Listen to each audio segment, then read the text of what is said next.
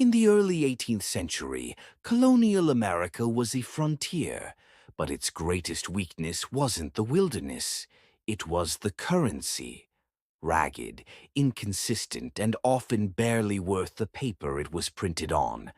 To counterfeit, it was an act of treason, a crime punishable by death, or the cruel public loss of one's ears. Yet, in a small town outside Boston, one quiet housewife saw not the danger, but the design. Her name was Mary Butterworth, and her genius would revolutionize the art of forgery. Her weapon wasn't a printing press. It was the most ordinary item in her home. This is the story of how she used her intellect to defeat the law for 7 years, told from her own perspective. They called it treason, but I called it refinement.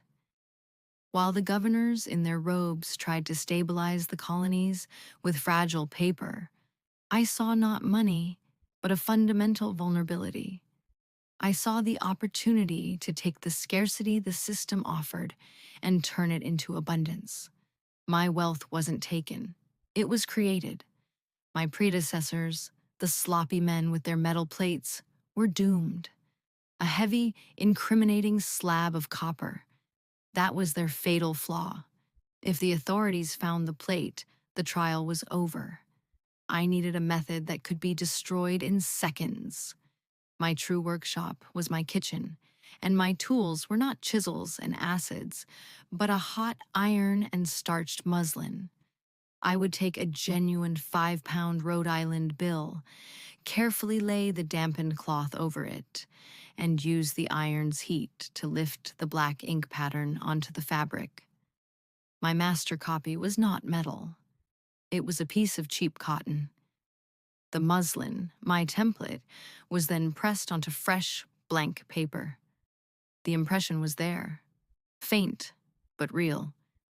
Then, with my crowquill pen, I would perfect the lines, the lettering, the small details that made the lie believable. A meticulous, beautiful lie. The finished note was a twin to the original. It was a cottage industry, overseen by me, the master. My family was my labor force. They helped create the bills. They moved them through the colonies. We sold them at half value in genuine silver. We made more than enough to buy a fine new home. That, I see now, was our arrogance. The authorities knew. They knew the bills were flooding the market, but they couldn't trace the source.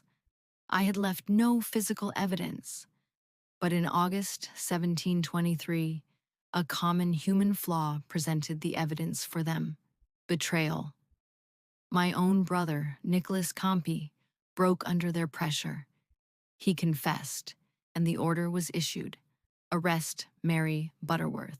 They had the testimony of my own flesh and blood, but they had no proof. The law demanded the tangible evidence: the plate, the press, the tools.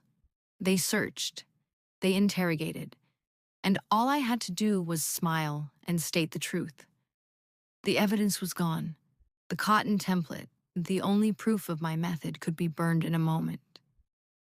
On September 10th, 1723, the charges were dropped. I walked free, untouched by the pillory, unbranded. My freedom wasn't granted. It was earned by technical superiority and meticulous planning. Mary Butterworth returned to her life as a respectable housewife, never to be convicted. She lived until 1775, one of the few criminals of her time to beat the system, not through luck, but through pure ingenuity. Her downfall was nearly secured by the simple human act of betrayal, but her final triumph rested on the technical brilliance of a method that was, quite literally, designed to leave no trace.